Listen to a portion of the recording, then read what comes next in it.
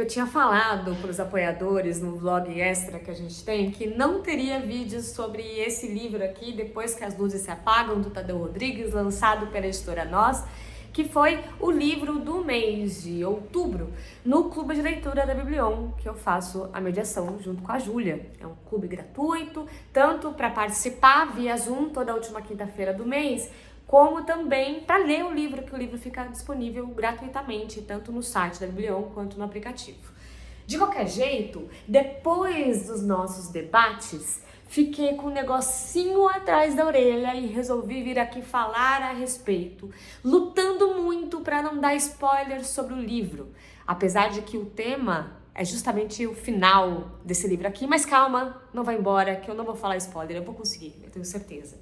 Olha só, o tema é basicamente, você já deve ter visto aqui no título, aproveita que você foi ler agora o título para se inscrever no canal, para ver mais brisas literárias como essa, que é esse quadro que eu tenho aqui no Valer um Livro, onde eu faço conexões de livros que eu estou lendo com questões da vida, questões filosóficas sobre a nossa existência. E o tema da vez é justamente sobre a arte, nesse caso, a arte de maneira geral, nesse caso o circo desse livro, né? Mas eu vou aplicar na história da literatura. Então, a arte como essa prancha, esse bote salva-vidas quando você tá à deriva no meio do mar, filosoficamente falando. Tudo isso porque aqui nesse livro a gente tem o Inácio. O Inácio, ele é um porteiro ex-palhaço, né? Ele viveu a vida toda sendo palhaço de circo, o circo que ele tava fechou, e então a gente começa o livro, na verdade, com ele morto. E as pessoas do IML, as pessoas ali, na verdade, da ambulância, encontram um diário, né? Uma série de escritos ao lado do corpo do Inácio. Inclusive, com suas luvas de fuçar mortos, é assim que eles são denominados aqui, e aí eles acham então um relato em primeira pessoa, anotações pessoais, algo que o valha. Se honesto, escrito para ser queimado.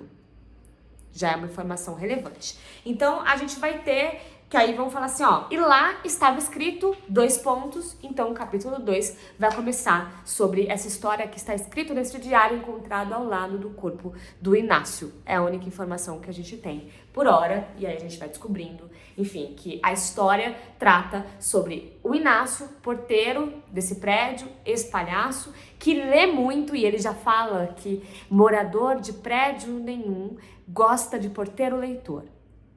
Porque isso já é, né, a gente debateu bastante sobre isso no meu vídeo sobre o Edouard Louis, Mudar Método, né, que é sobre esse lugar que a elite ocupa. Inclusive fiz um texto na Folha de São Paulo um pouco a respeito disso, né. A elite não quer que o autor seja super comercial, então tira a literatura comercial do cânone literário, justamente, quando ele começa a fazer sucesso, porque esse acesso a um escritor de muito sucesso pode prejudicar uma coisa que só a elite, a burguesia, deveria ter acesso, né? Pegou ali, é uma puta crítica social, é incrível. De qualquer jeito, né, esse não é o tema do vídeo, mas ele então é um exímio leitor, inclusive é uma linguagem bem rebuscada que ele escreve esse diário, esse relato pessoal, e ele conhece um morador que é um menino muito novinho, que ele tem alguma questão de saúde, então ele tem que andar com um balão de oxigênio. Em determinado momento, a mãe desse menino, que trabalha 24/12, trabalha o dia todo, deixa o menino lá sozinho, e uma hora ela pede então que o Inácio cuide dessa criança, desde que se atente a fatos importantes, por exemplo, que é o principal ali, esse menino não pode ter uma atividade física muito grande, qualquer coisa para ele pode causar um problema ali, e ele ser internado e morrer até, né? Então, é esse perigo eminente. E o Inácio, que já é um idoso, que já é bem mais velho, começa então a apresentar para esse menino, narrar as suas histórias, e são essas histórias que fazem esse menino, que fazem essa criança pertencer a um mundo que não é dele, porque ele fica trancafiado a quatro paredes com uma doença que inclusive ele já negociou os médicos, né? Porque os médicos disseram que ele teria pouco tempo de vida e ele já tem muito mais idade, assim, ainda está vivo, já é quase um milagre da medicina, né? Mas são justamente as histórias, portanto, a literatura oral do Inácio para esse menino, que dá para ele a capacidade e a possibilidade de ele ter uma vida prazerosa, né? Porque assim ele consegue viver outras vidas que não são só a dele, que é muito fechada ali, ele não pode fazer nada. Então a gente vai ter nessa narrativa esse encontro ali desse menino, dessa criança, com esse fantástico mundo das artes.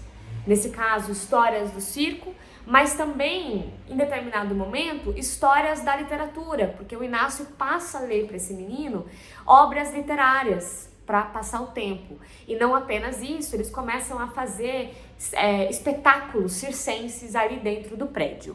Mais do que isso, a informação, a spoiler que eu não vou dar aqui para vocês, mas é relevante vocês saberem que o final é absolutamente surpreendente. Você não espera o final desse livro. E aí, o final desse livro, que dá um mote para o que eu quero falar, mostra justamente sobre a possibilidade que a arte dá, que só a arte pode dar. A gente já tem essa possibilidade que a arte dá para esse menino e também para esse idoso que está contando para ele as suas histórias artísticas e a importância do circo para ele, por exemplo, a possibilidade deles viverem outra vida, no ser palhaço, no contar de outros personagens, etc. Mas o final deixa ainda mais claro sobre o peso que a arte tem na vida da gente. Não só como válvula de escape, mas como possibilidade de acessar outros lugares.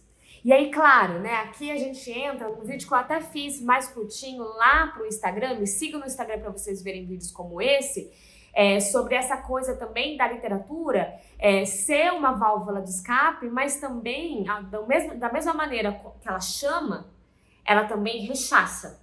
De novo, o Edouard Louis falando que a literatura não fez nada pela mãe dele, pelo pai ou nem por ele. Ele teve que mudar a maneira como ele se portava, como ele se vestia, como ele sorria, como ele falava, para conseguir acessar a literatura. Ele diz, inclusive, que a literatura foi extremamente violenta com ele e com a família, porque fazia com que eles pensassem que eles não poderiam estar na literatura se eles não ocupassem um lugar de enriquecimento, se não ocupassem um lugar de poder, né? E de fato a literatura tem sido colocada mesmo nesse lugar. As artes de maneira geral, para você acessar, você precisa ser intelectual, você precisa ser um grande leitor. Aliás, tem todo esse trâmite aí, essa questão da literatura comercial, da literatura jovem, que não é literatura de verdade, da alta literatura e blá blá blá e assim vai.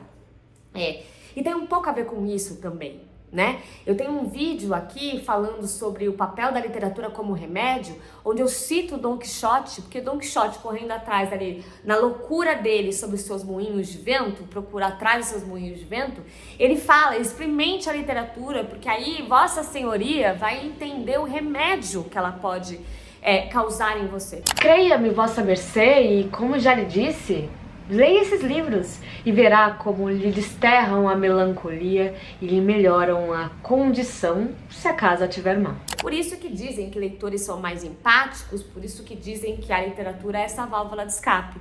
Mas até que ponto isso também não enlouquece?